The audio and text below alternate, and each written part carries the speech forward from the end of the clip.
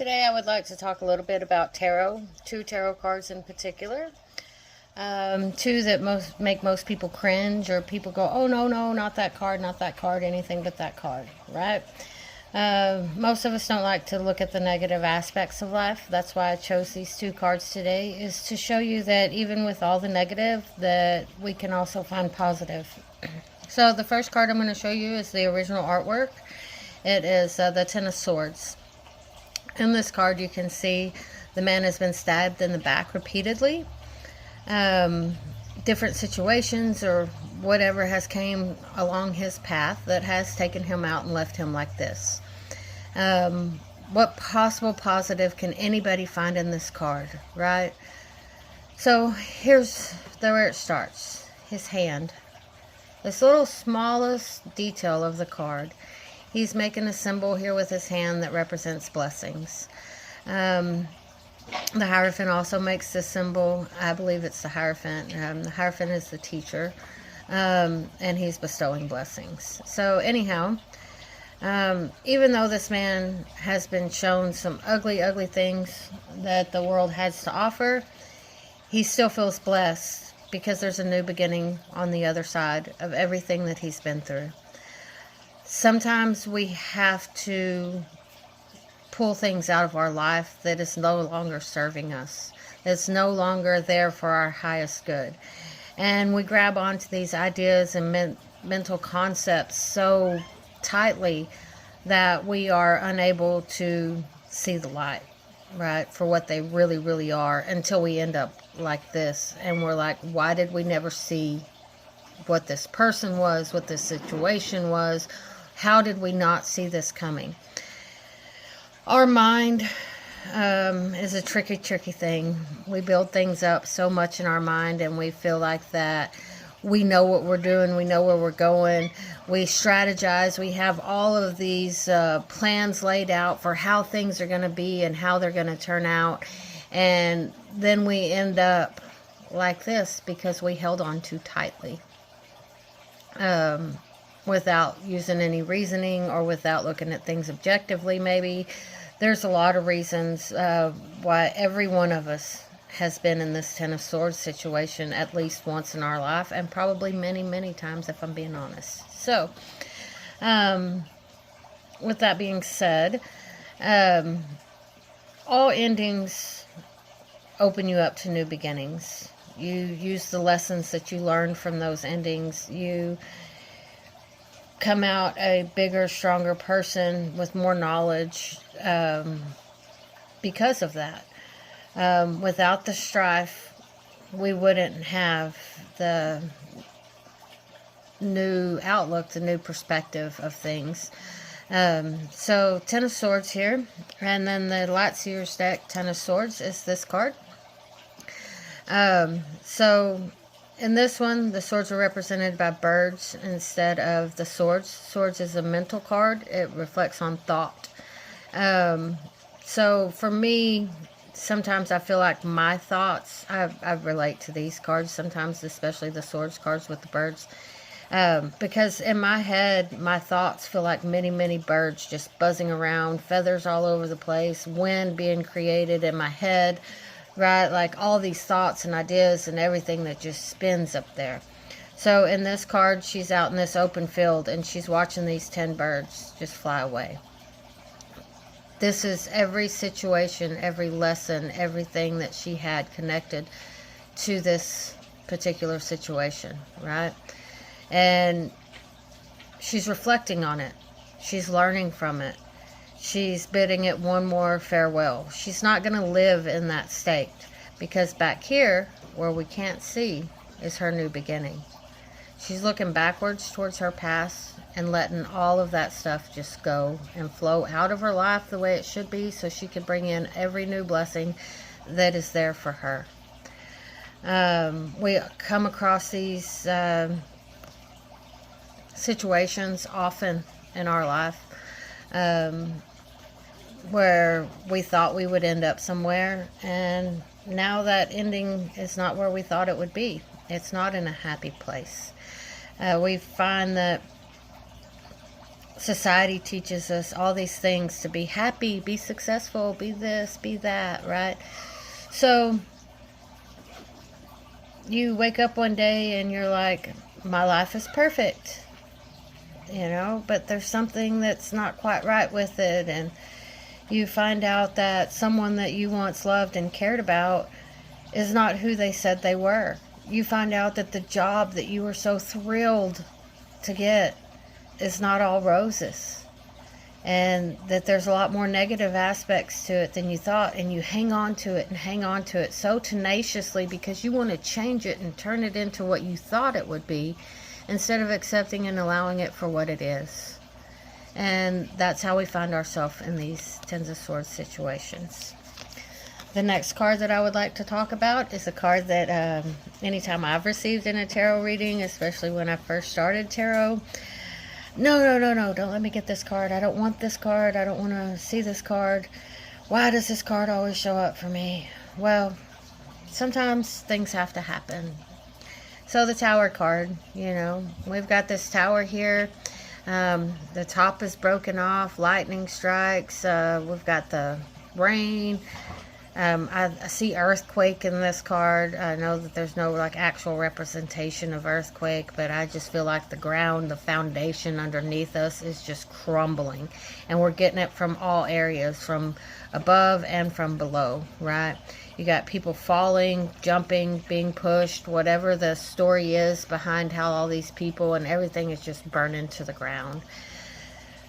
This card is similar to the Ten of Swords, but it's different for me in one way.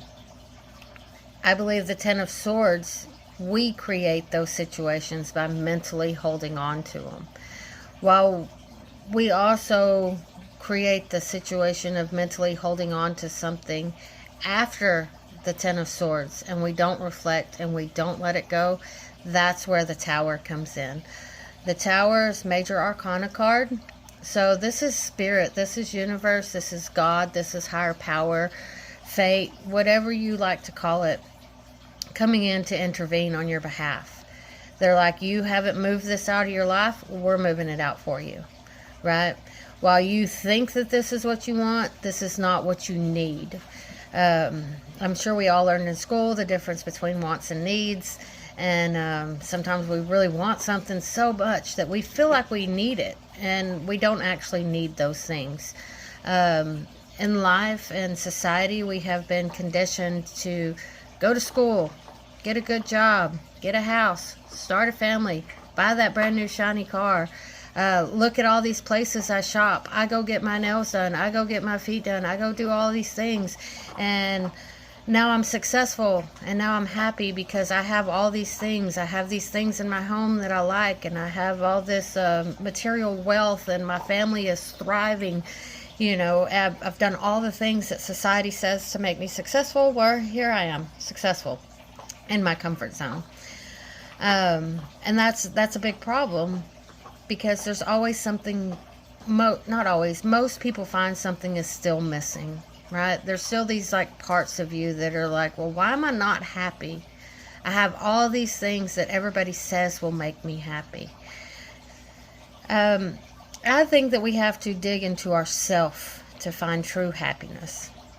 And sometimes the Tower comes in to knock you off your high horse and let you know there's something still missing in your life, spiritually, physically, mentally, that you need to connect with, right? So when you get this card, there's something being moved out of the way. Now, while it may not be a major thing, or it could be, but it doesn't always have to be. It could be that one little thing that you just had a blind spot for that needs to go, because you can't make room for new stuff if you can't let things go. If you've ever seen or know anybody that likes to collect things, and the show hoarders, and or people who have that in their daily life, they continue to gather all these things that make them happy, and they fill their homes with it, so much so that they have no space to walk. They have no space to put these things. So our mental life and our physical life are connected in that way. we need to move things and thought patterns out of our head to give space for new ideas and thought patterns.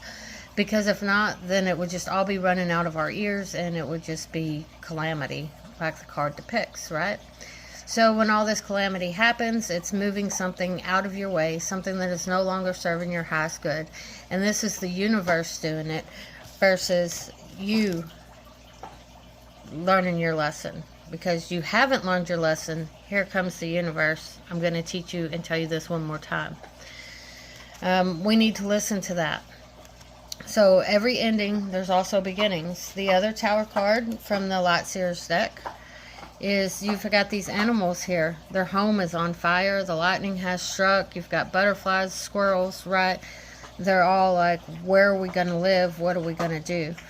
The part that we can envision that we may not be able to see with all of this terror and all of this fear and everything that this card automatically instills in us is this home was too small. Maybe there's a grander home down the path a little way. And while all these animals seem relatively safe, if they just leave this fire behind, if they leave this destruction behind, there's something better on the other side for them. And this one to me represents more of the natural state of the universe, spirit, God coming in to remove this from our life. There's no way these animals can save this home, right? There's no way they can save what is over and done right here. But if they get away from all of the fear of the fire and everything and the destruction, they may be able to find their new home down the path. So I think it's very important that we recognize when things are over in our life, and it's not always an easy task to do. Most of us, it's very hard to get out of our own wants, thoughts, and look at things objectively and openly. I do feel that it is a big thing that most of us need to learn how to do. Even if you've done it a million times, when you come back, you're so connected to it that it's hard to be unbiased, right?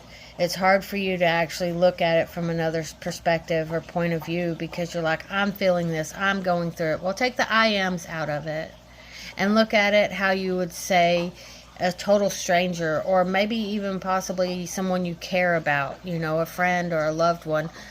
What would you think if you saw them going through the same things that you're going through? But you have to be objective. You can't omit things from yourself. You have to be truthful with yourself.